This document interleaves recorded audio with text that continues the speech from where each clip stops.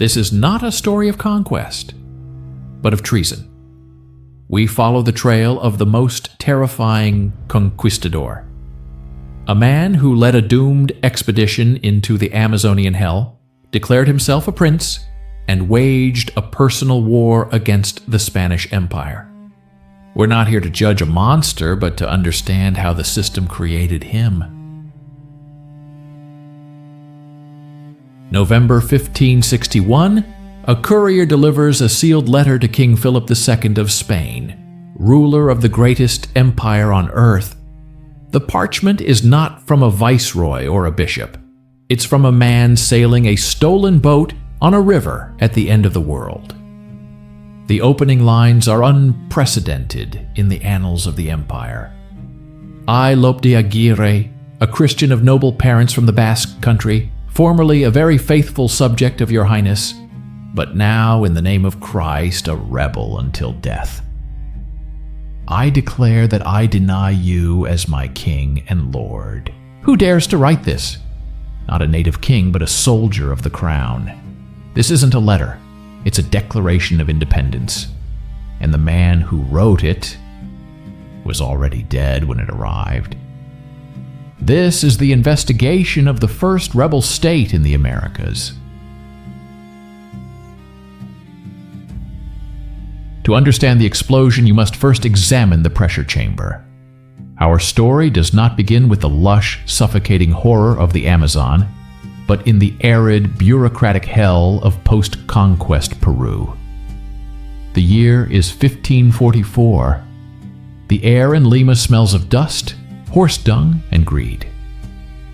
The great battles of the Incan conquest are over, but a quieter, more insidious war is now raging. The war for the spoils. This is the world that forged Lope de Aguirre, and it is here, in the shadow of a broken promise, where the first crack in his loyalty appears. Imagine him not as the legendary madman, but as a man in his late 30s, his body already a map of hardships. He is a peon, a foot soldier. His face, weathered by the Andean sun and the coastal fog, is marked by the recent loss of an eye, a souvenir from the brutal civil wars that tore the conquistadors apart after Pizarro's death. These were conflicts where Spaniards butchered Spaniards over the carcass of an empire they had just seized. Aguirre fought in these wars, not for some grand ideal of Spain, but for the oldest and most tangible dream that propelled men across the ocean: an encomienda. This is the crucial grinding mechanism of injustice. An encomienda was a grant of indigenous people, a labor force, given by the crown to a Spaniard. It was not just wealth, it was status, a foothold in the new aristocracy of the New World. It was the reward for service, the compensation for risk. And it was a lie, perpetuated by a system designed to benefit only those at the very top. Men like Aguirre, common soldiers skilled with sword and crossbow, the very muscle of the conquest, they were systematically excluded. The grants went to the captains, the nobles, the friends of governors. The man who held the line in battle got nothing. The man who signed the paperwork inherited a kingdom.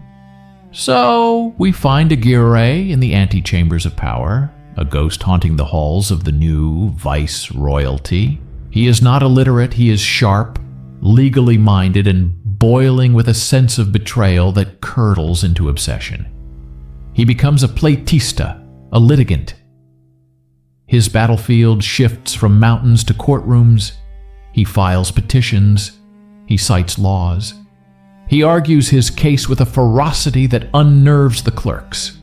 He is a walking, seething indictment of the system.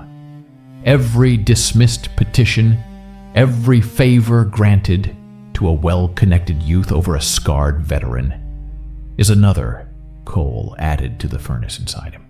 He is learning a terrible lesson, that in this new Spain, merit is worthless, and justice is a commodity to be purchased by silver he does not have. The emotional landscape here is not one of sudden rage, but of a slow, calcifying bitterness. It is the anger of a man who realizes the game is rigged. He witnesses the grotesque spectacle of the new society forming around him. Former muleteers become lords, presiding over vast estates worked by broken peoples. The law the Leyes Nuevas meant to protect natives is twisted and ignored, a tool for the powerful to consolidate more power. The church blesses the proceedings. The crown, an ocean away, issues contradictory decrees. It is a world of profound moral chaos dressed in the finery of imperial order. And Aguirre, stuck at the bottom, sees it with terrifying clarity. His reputation solidifies. A difficult man, violent-tempered, a hombre de malas palabras, a man of foul words. But these are not the ravings of a lunatic. They are the precise, venomous critiques of a participant who feels cheated. He is Humphrey Bogart's cynical veteran in a world of corrupt captains, a man whose idealism has been scoured away by the grit of reality, leaving only a hard, sharp core of resentment. He doesn't hate the empire in theory. He despises its local embodiment, the clique of officials and favored sons who pervert its promises. This decade of legal warfare and simmering humiliation is the essential prologue. It defines Aguirre's world view. It teaches him that authority is arbitrary, that loyalty is a one-way street leading to poverty, and that the only true law is force, wielded with will. The crown is not a sacred entity. It is a distant, negligent patron. By the time he hears the rumors of the El Dorado expedition, Lope de Aguirre is already a dissident. The system has spent years creating a perfect instrument of rebellion. A man with nothing to lose, a profound understanding of violence, and a heart full of a very specific, very personal hatred for the way things are. He is not yet a traitor. But the concept of treason requires a fidelity that has already been eroded, grain by ingratitude. The seed of anger has been planted deep in parched soil. It only awaits the flood. The offer, when it came, must have felt like a divine reprieve. In 1559, the rumors, swirling through Lima's taverns and plazas, congealed into a tangible opportunity. A grand expedition, the largest in a generation, to finally locate the mythical El Dorado, the Gilded One. It was to be led by Pedro de Ursua, a Navarrese nobleman of relative youth and considerable wealth. For men like Aguirre, now in his late 40s, his body a testament to decades of disappointment, his spirit coiled tight with resentment, this was more than an adventure.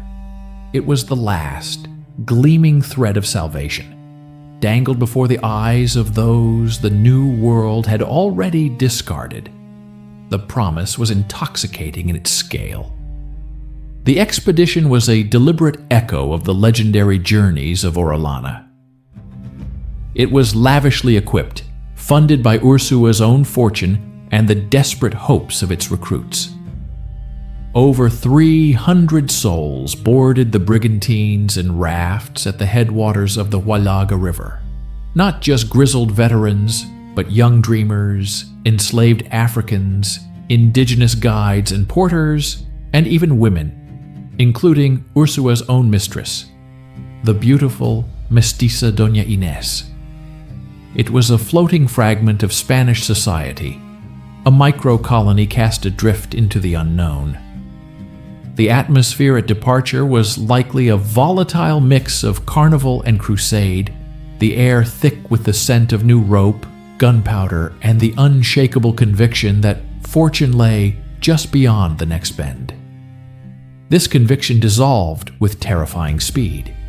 The Amazon, or the Marañón as they knew it, did not yield treasures. It imposed a slow, green entropy.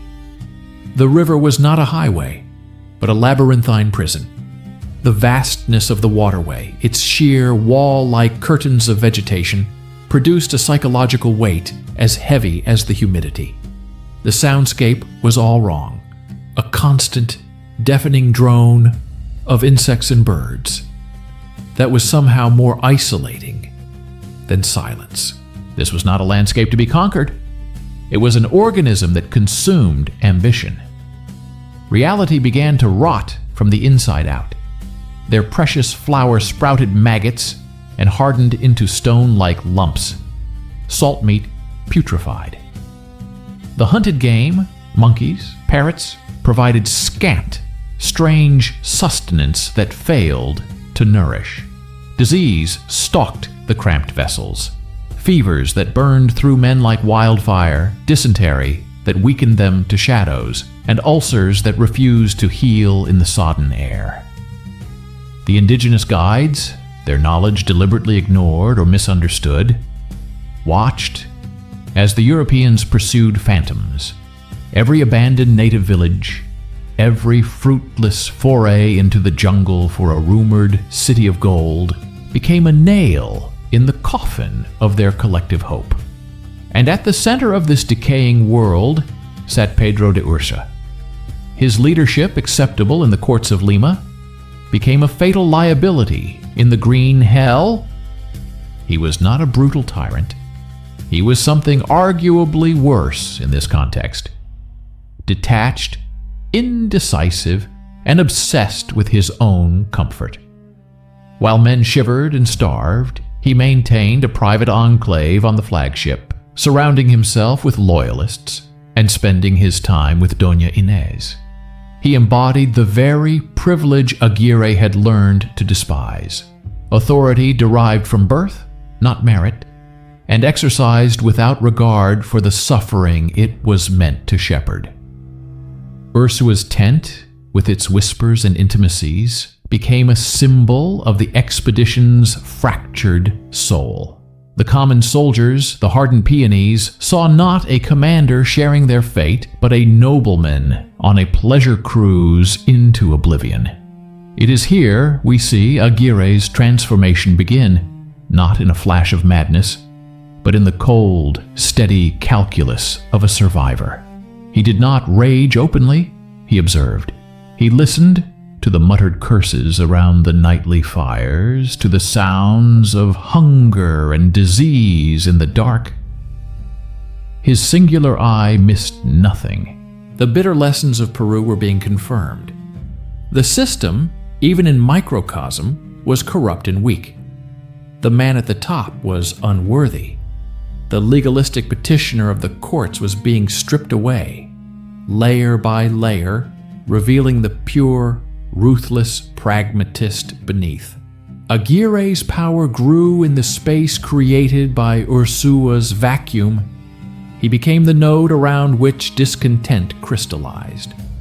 Veterans, sensing his hardened competence, gravitated toward him.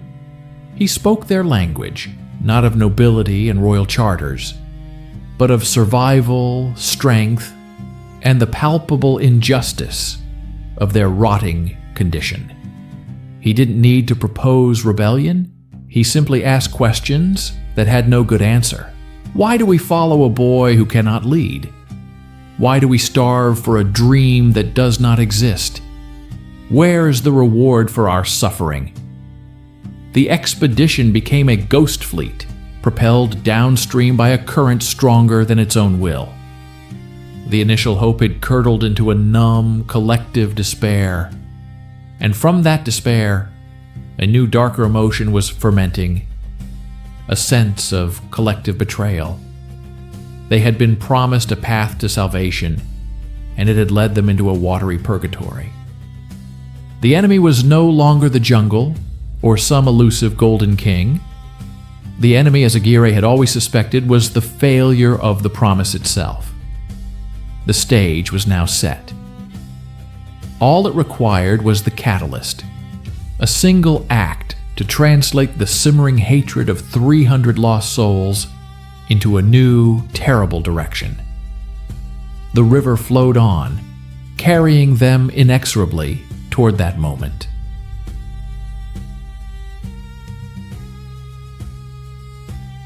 The catalyst came wrapped in the guise of minor discipline. A Basque soldier, perhaps caught stealing food or voicing dissent too loudly, was sentenced to a flogging by Ursua. It was a routine assertion of crumbling authority. But in the taut, rain-soaked atmosphere of the camp, it became the spark. Aguirre and his inner circle, men like the sinister Lorenzo de Salduendo and the disaffected nobleman Fernando de Guzman, seized it not as an affront, but as an opportunity. They protested the punishment, not out of compassion, but to test the waters of open defiance. Ursua, bewildered and weak, relented. The message was received by every watching eye. The commander's power was tissue-thin. That night, under the cover of a tropical downpour that hammered the canvas roofs and drowned all but the closest sounds, the conspiracy reached its conclusion. This was not a hot-blooded riot. It was a cold, premeditated surgical strike. Aguirre, the master tactician of resentment, understood that to simply murder the leader was to invite anarchy. He planned instead for a transfer of power. The first blow was strategic, the murder of Ursua's loyal Maestre de Campo, the man who controlled the expedition's logistics and arms. With this keystone removed, the structure was primed to collapse. Then, with the rain still sheeting down, a group of conspirators led by Salduendo entered Ursua's tent. The details are stark. He was in his hammock, possibly with Doña Inez. There were no dramatic speeches.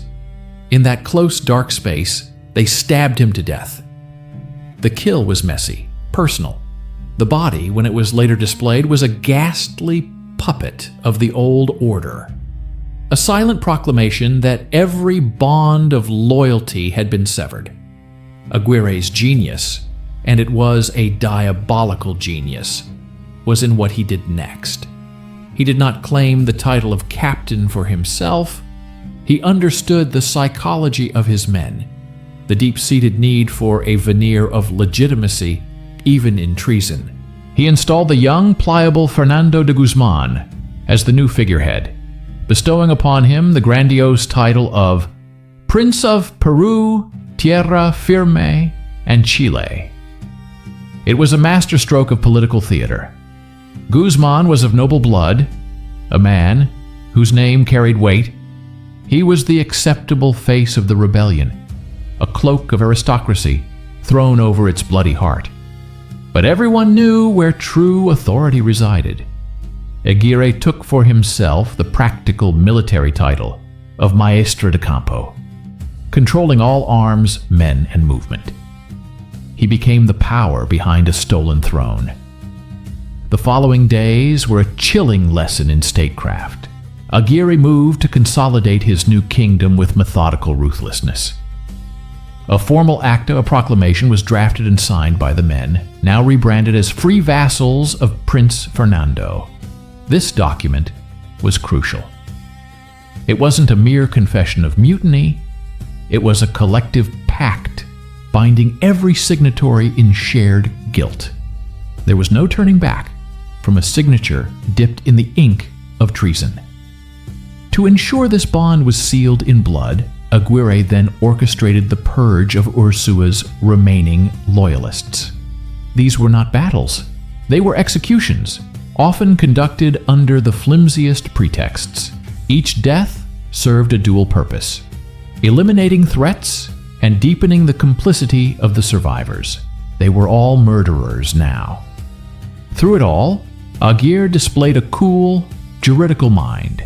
He staged a formal inquiry, a macabre parody of Spanish legal procedure, to investigate Ursua's crimes and justify the mutiny post facto. The verdict, of course, was predetermined. The leader they had murdered was posthumously convicted of tyranny and incompetence. This was Aguirre's lifelong bitterness toward the law finally finding its pure, unadulterated expression. Justice was not discovered. It was manufactured by those with the will to wield the pen and the sword. The atmosphere within the camp shifted from despair to a tense, paranoid euphoria. The old rules were dead. A new social order was being baptized in blood. Prince Fernando held court, distributing titles and empty promises of future wealth. A hollow pageant Aguirre watched with contemptuous satisfaction. But beneath the forced celebrations, a new fear took root. They were no longer Spanish subjects on a royal expedition. They were stateless men, traitors in the eyes of God and King, adrift in an infinite wilderness. Aguirre had not just killed a commander. He had killed their past, their identity, their link to the world they knew. He offered them, in its place, only a terrifying, absolute freedom and his own iron will. The river continued to flow, but their journey had fundamentally altered. They were no longer searching for El Dorado. They were now fugitives, constructing a nation of the damned, with Aguirre as their architect, and the entire Spanish Empire as their sworn enemy. The mutiny was complete. The rebellion had begun.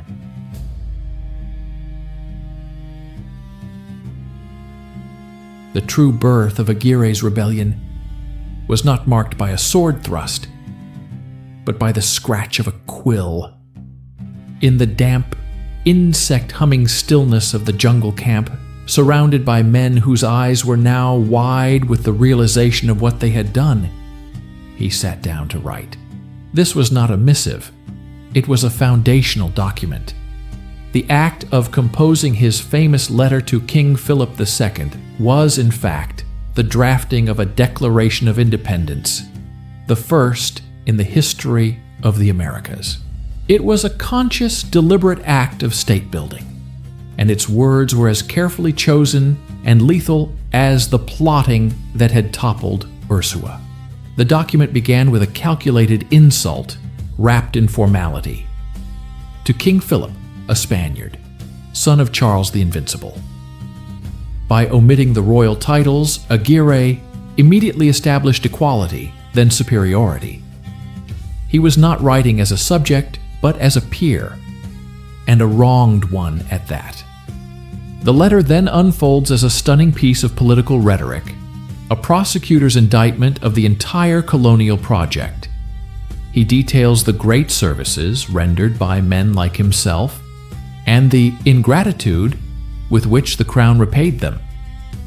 He speaks of the lies and deceptions of the New World, a system where governors and judges arrive not to administer justice, but to enrich themselves, leaving the true conquerors to rot and die in misery. Every grievance from the dusty plazas of Peru found its voice here amplified by the echo of the Amazon. Then he made the spiritual break absolute. He declared that he and his men, by the authority of their own suffering and will, had excommunicated the Pope himself for his complicity in this corrupt system. This was heresy of a geopolitical magnitude. In a single sentence, Aguirre severed the two pillars of Spanish dominion, crown and church. He placed his fledgling state outside Christendom, making it a truly alien entity. They were no longer heretics within a system. They were the architects of a new system, with their own sovereignty drawn from what they saw as a higher, purer form of earned authority. The signing of this document was a ritual of profound psychological weight. As the men came forward to add their names or marks, they were not merely endorsing a letter. They were signing their own death warrants in the eyes of Spain, and in doing so, they were burning the last bridge to their old lives. The paper became a social contract of mutual damnation. They were now, as Aguirre branded them, The most free and loyal soldiers in the Christian world. A phrase dripping with terrible irony. Their loyalty was to each other, bound by shared treason. Their freedom was the terrifying liberty of men with nothing left to lose, accountable to no law but their own survival. It is in this context of forging a new, brutal identity that we must confront the most horrifying event of the expedition, the death of Aguirre's young daughter, Elvira. To dismiss this as the act of a raving madman is to miss its chilling political calculus. Aguirre by now had received news that Spanish authorities in Peru had declared them traitors and sent pursuers. He knew the fate that awaited the captured rebels: torture, execution, the disgrace of their lineages. Elvira, as his daughter, was a vessel of his own honor. In his twisted but coherent logic, her death was a necessary act of statecraft. He would not allow his flesh and blood to be paraded in humiliation, to be raised in the custody of the empire he despised. Her killing was the ultimate demonstration of his commitment, a sacrifice meant to prove to his followers that he had severed every human tie to the old world. It was a message. There was no going back, no possibility of pardon, no weakness left in him. He was no longer just a father or a soldier. He was the pure, unforgiving spirit of the rebellion itself. The atmosphere after this act was not one of revulsion, but of deepened, silent dread. The Manifesto had given them a cause. This sacrifice cemented its terrible seriousness. Prince Fernando de Guzman, the figurehead, now seemed more irrelevant than ever. A painted mask over a face of pure will. Aguirre's authority became total, mystical, and terrifying. He had moved beyond the role of a disgruntled soldier or even a rebel captain. He had assumed the mantle of a sovereign who held power of life and death not just over his subjects, but over his own blood. The community on the rafts and boats was now a true, if monstrous, polity. It had its founding document, its declared enemies, its martyred innocents, and its absolute leader. They were no longer lost. They had a destination: war. The river was no longer a prison. It had become their avenue of attack, carrying them and their sealed manifesto toward the heart of the empire they intended to shatter. The words were now alive, and they demanded blood to give them breath.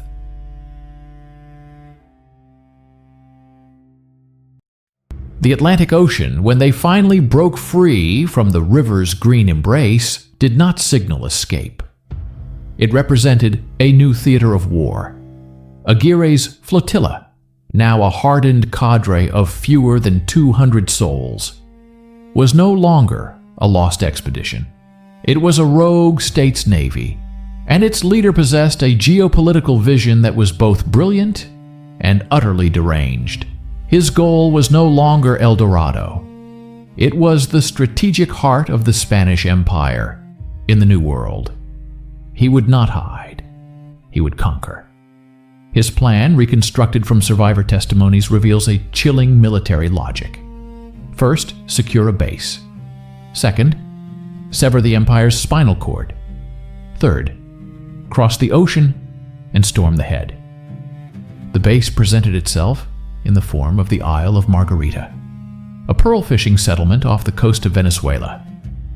To its unsuspecting governor, Juan de Villandrando, the arrival of ragged men on battered vessels likely seemed like another group of storm-tossed survivors.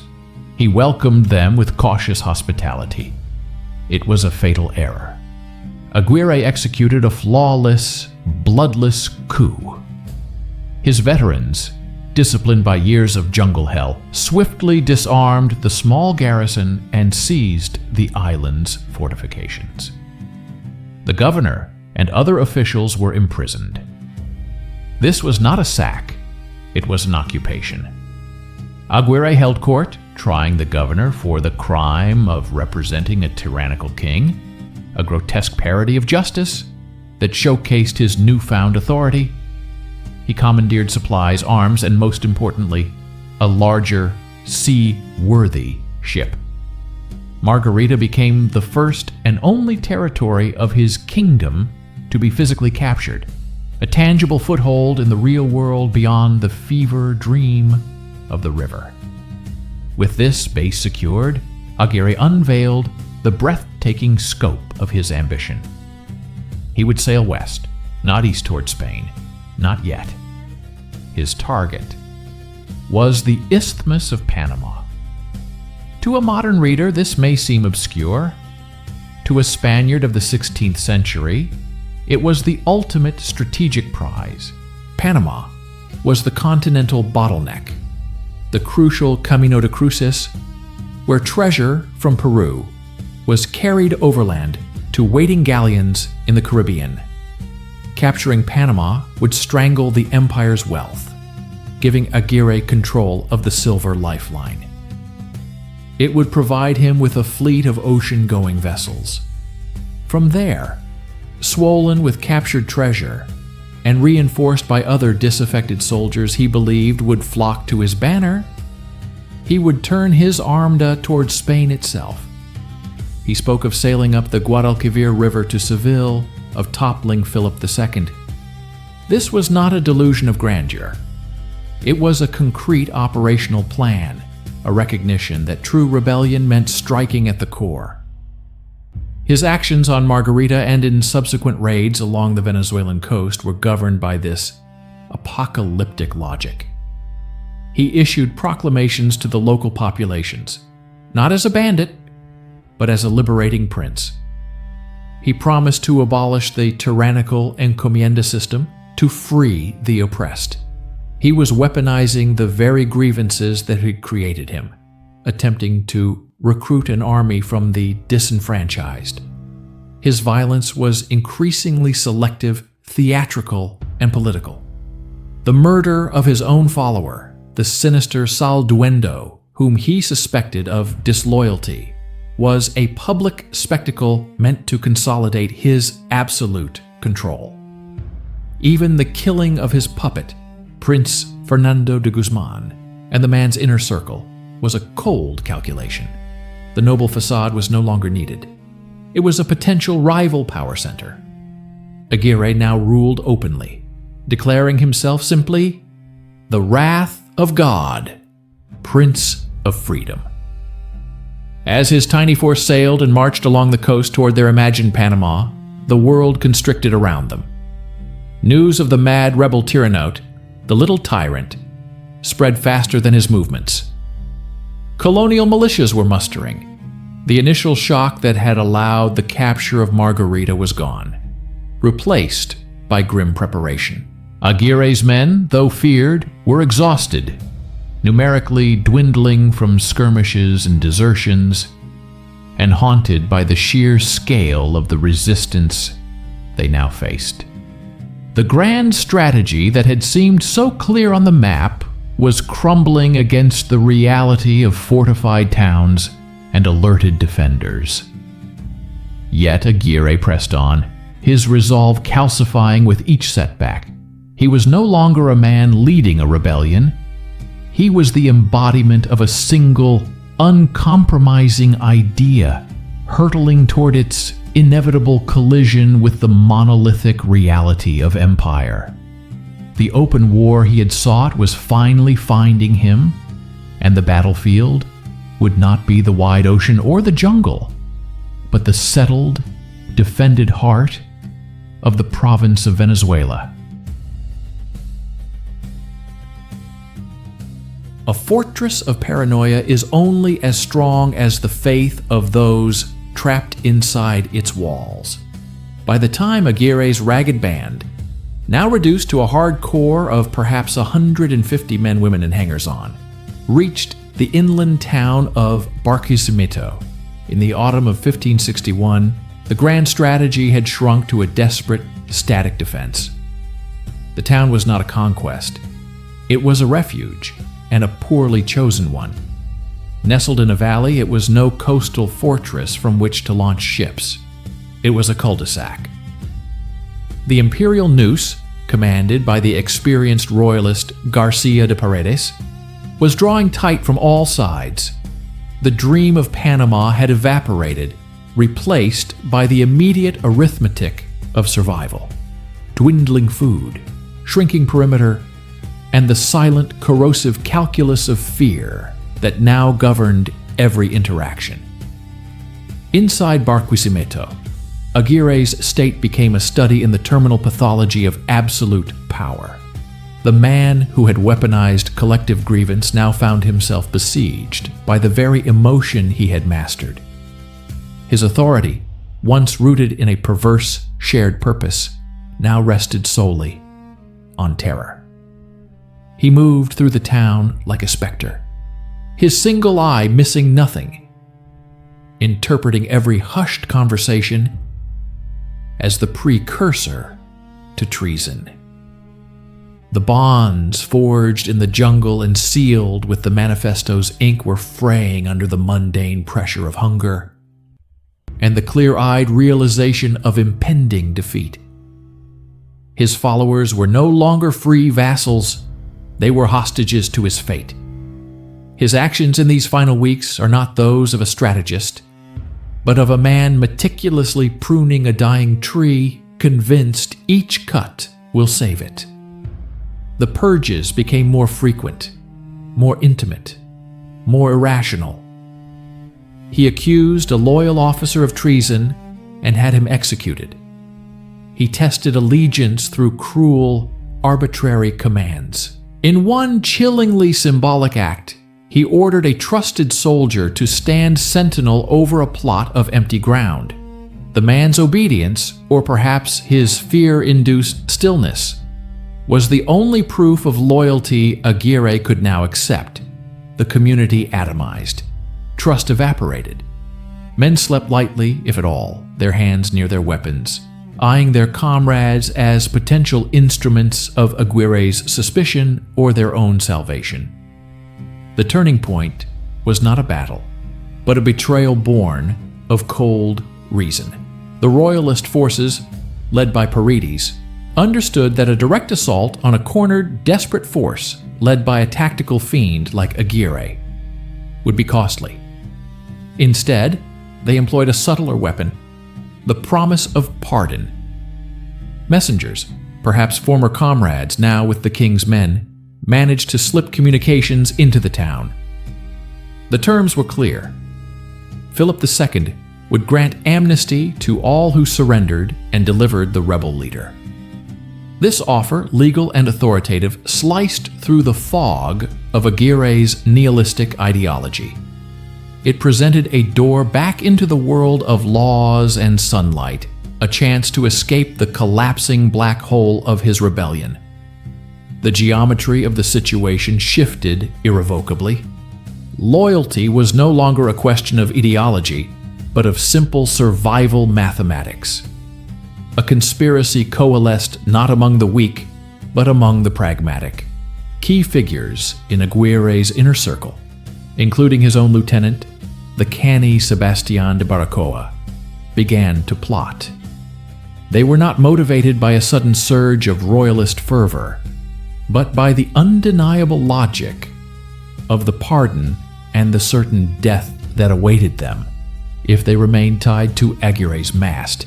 They made contact with Paredes. A plan was set. They would neutralize Aguirre from within at a pre-arranged signal. On the morning of October 27, 1561, the endgame commenced. Royalist troops advanced on the town's outskirts, a diversionary pressure. Inside the tense plaza, the atmosphere snapped. Aguirre, sensing the imminent breach, was not pleading or planning a last stand. He was enacting a final, grotesque piece of theater. He held a dagger to the heart of his own young daughter, Elvira. Some sources suggest it was another daughter, though the symbolic weight is identical, who had miraculously survived the jungle. His logic remained horrifically consistent. She would not live to see his defeat. But before the blow could fall, a shot rang out. A royalist marksman, or perhaps one of the conspirators, had fired. The ball struck Aguirre. He did not fall immediately. The spell was broken. He stumbled, a wound in his leg or side, into the small church. His world, which had once spanned continents in ambition, was reduced to a few square feet of sacred ground he had long ago profaned. His own men, the architects of the final betrayal, surrounded him. He looked at them, these last faces of his failed enterprise. He reportedly begged one of them, a man named Sancho de Baracoa, to run him through with a sword, to grant him a soldier's death, and deny the ritual execution of a traitor. They refused. Another shot was fired, this time mortal. The body of the wrath of God lay still on the stone floor. The silence that followed was not the silence of the jungle, but the quiet of a released breath, a collective exhalation of a nightmare that had lasted 2 years and crossed a continent. The first independent state in the Americas died not with a declaration, but with a whimper. In a dusty town, its founder never meant to rule. The official response was swift and ritualistic. Garcia de Paredes, the royalist commander, understood the necessity of symbolic erasure. Aguirre's corpse was subjected to a posthumous sentence of descabezamiento, beheading. The severed head was placed in an iron cage, a jaula, and displayed publicly in the town of El Tocuyo. His quartered limbs were distributed to other settlements as grim trophies and warnings. The body of the traitor was to have no resting place, his physical form scattered to the winds like his rebellion. The surviving Marignones, those who had followed him into the abyss, faced tribunals. Many, shielded by the promised pardon, were absorbed back into the colonial fabric, their horrific odyssey becoming a shameful, whispered story. The system, momentarily fractured, closed its wound with judicial finality. The case, in the eyes of the Crown, was closed. He was El Loco, the madman. A psychiatric verdict replaced a political one. But to leave the story here, to accept the Crown's convenient diagnosis, is to miss the profound and disturbing truth of Lope de Aguirre. To diagnose him as insane is to grant him a pardon of another kind. It absolves the system that created him. A closer examination of his words and actions reveals not a man divorced from reality, but one who perceived its hypocritical foundations with a terrible, unforgiving clarity. His madness, if it can be called that, was one of relentless consistency. He took the unspoken rules of the conquest to their logical extreme. Consider the Conquistador's world. It was built on a foundational act of treason, the violent overthrow of established native sovereigns. It was justified by papal bulls and royal charters, but its engine was naked ambition, personal courage, and a covenant with violence. It rewarded those who, through will and sword, carved out facts on the ground, later ratified by a distant king. Aguirre participated in this, and for years he played by its rules, petitioning for the reward he believed he'd earned. When the system denied him, when it revealed that its laws protected the status of elites, not the merit of the scarred, he did not collapse. He evolved. He simply ceased to recognize the authority that failed to recognize him. His mutiny was not a break from Conquistador practice. It was its purest form. He toppled his commander just as Pizarro had toppled Atahualpa. He wrote his own charter, his Manifesto, just as the Crown issued its own. He declared a new sovereignty, just as Spain had declared sovereignty over the New World. His declaration of war against Philip II was the ultimate act of colonial mimicry. He became, in his own mind, a sovereign equal to the sovereign, a king of the disenfranchised. His violence towards his own men was a grotesque reflection of the brutal discipline endemic to Spanish expeditions and armies. His killing of his daughter was the dark inverse of the paternalistic protection offered by King and Cross, a twisted act of mercy predicated on absolute ownership. Aguirre did not invent a new language of power. He spoke the old one with a savage, unaccented fluency that revealed its native cruelty. Therefore, the true horror of Aguirre is not that he was an alien monster who invaded the orderly world of Spanish Empire. The horror is that he was its native son. He was the EDE of the conquest unleashed. The greed, the entitlement, the spiritual arrogance, the readiness to use terror as a tool of governance. These were not his inventions. They were the currency of his time. He merely spent that currency without restraint, without the soothing hypocrisies of legalism and evangelism that glossed over the project's core brutality. He held up a polished steel mirror to the faces of the governors and judges in Lima, and in its reflection they did not see a madman. They saw their own latent potential, stripped of its civilized veneer.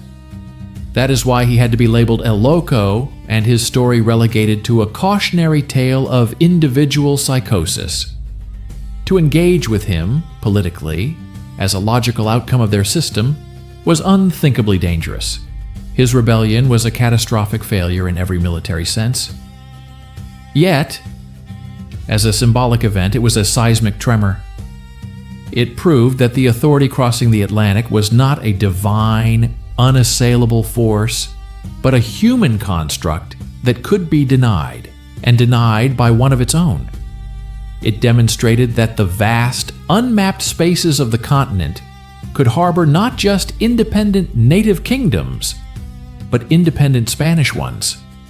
The ghost of his precedent would haunt the viceroyalties for centuries. Every later rebel, every disgruntled cadillo dreaming of separation, stood in a shadow first cast by the wrath of God in the Amazon. He was the original apostate of the imperial faith, and his heresy was the idea that the contract between crown and subject was conditional and could be shattered by the will of the wronged. The cage in El Tocuyo held more than a skull.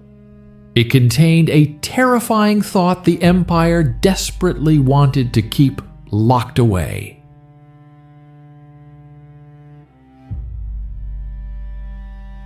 The cage in El Tocuyo eventually emptied, the bones lost to time.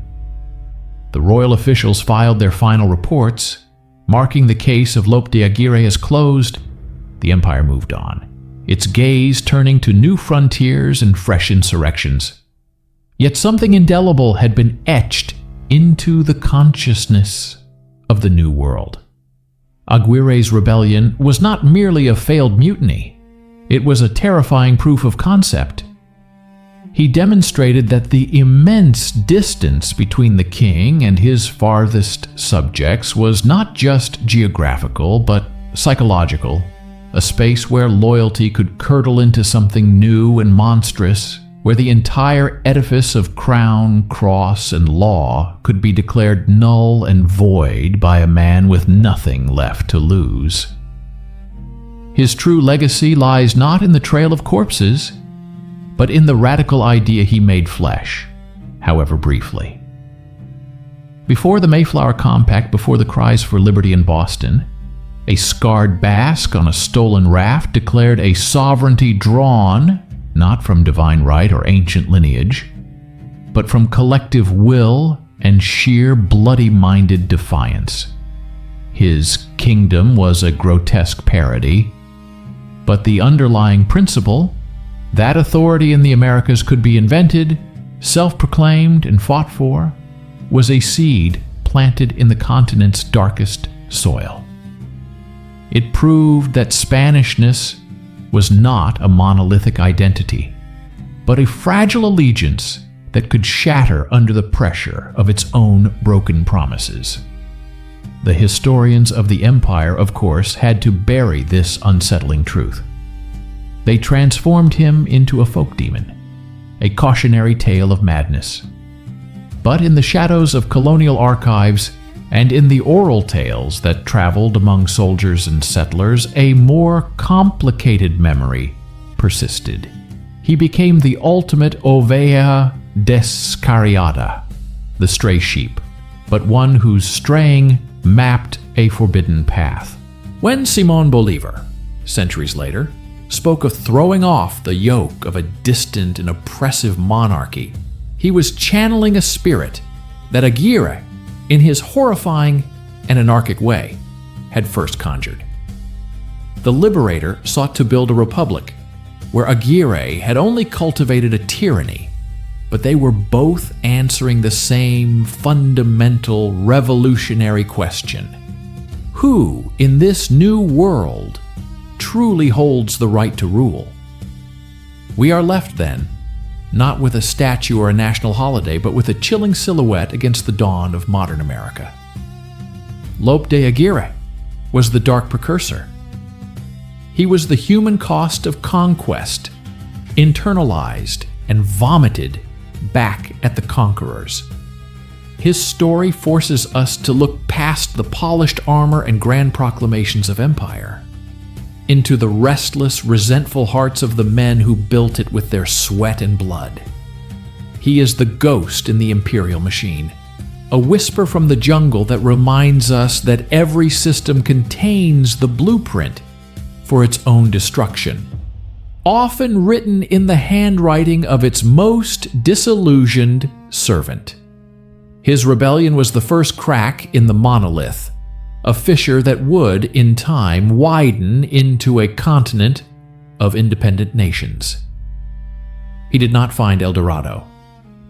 Instead, he discovered a more potent and dangerous phantom: the idea that in the Americas, even an empire could be rendered a fiction if one possessed the will to stop believing in it.